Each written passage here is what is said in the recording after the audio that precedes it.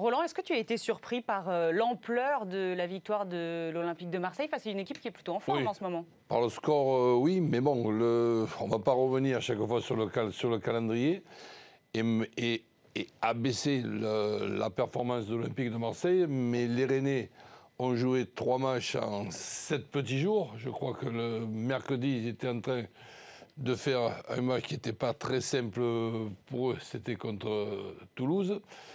Samedi 17h, il faut jouer Marseille qui a eu toute la semaine pour se préparer tranquillement et avec en plus une équipe où il y a beaucoup de joueurs de qualité. Donc ce match-là n'était pas facile pour les Rennais. Pas facile à préparer, pas facile à jouer. Mais ça n'empêche pas que malgré l'absence qui est pour moi une absence qui peut porter préjudice à l'OM, celle d'Amavi. Ouais. La solution a été trouvée par Rudy. Et là, on a vu quand même un l'OM performant. Mais 3-0, ça me paraît un peu sévère pour les Rennais.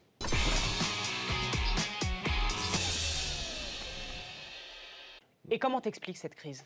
Je pense que la crise, elle arrive aujourd'hui. Mais elle a démarré à l'intersaison.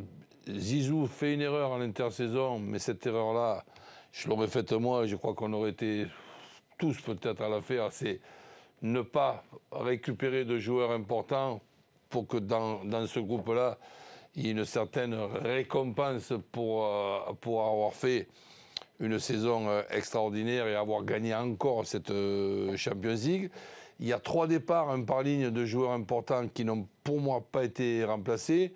Pépé derrière qui permettait une gestion des 3 arrières centraux expérimentés avec un Varane qui se blesse souvent, Rames Rodriguez au milieu et Morata devant. Et là, l'erreur pour moi, c'est de penser que les jeunes présents et l'effectif présent, ça suffisait, alors que pour moi, l'arrivée de 3 joueurs, un par ligne, aurait été une meilleure solution. Mais bon, ça, le président le sait, c'est ce qui se passera à la prochaine intersaison.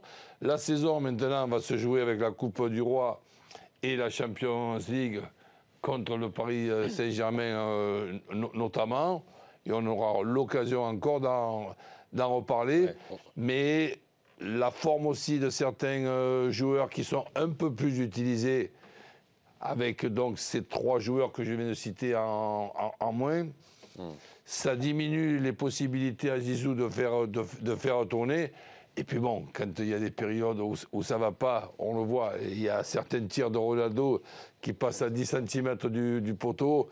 Dans d'autres périodes, c'est 10 cm à l'intérieur, alors que là, c'est 10 cm à l'extérieur.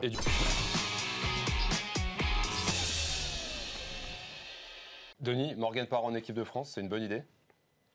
En tout cas, c'est un choix fort, dans la mesure où c'est vrai que Guy Novès ne l'a pas sélectionné depuis quelque temps, que c'est un garçon qui a beaucoup d'expérience, qui, on le sait, a de l'autorité sur ses joueurs.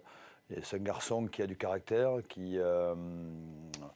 on l'a vu hier, que c'est vrai que contre Northampton a rameuté ses troupes, il aime bien commander, c'est un petit chef, voilà. Donc sûrement que l'équipe de France manque peut-être d'autorité, manque un peu de leadership, et peut-être qu'il lui-même, il ferait parti de ces gens qui manquent. Donc c'est une bonne idée. C'est une bonne idée. Après, il y a des garçons comme Antoine Dupont qui ont prouvé qui ont prouvé leur valeur et qui pouvaient s'installer à ce poste en équipe de France. Après, il y a le petit Baptiste Serin aussi. Voilà, je le répète, c'est un choix fort, c'est un choix de sélectionneur, c'est montrer aussi comment dire, sa patte et sa signature. Voilà, Jacques Brunel, s'il fait ça, parce que moi j'ai pas d'informations, c'est Jeff qui la rapporte, ça sera un choix fort.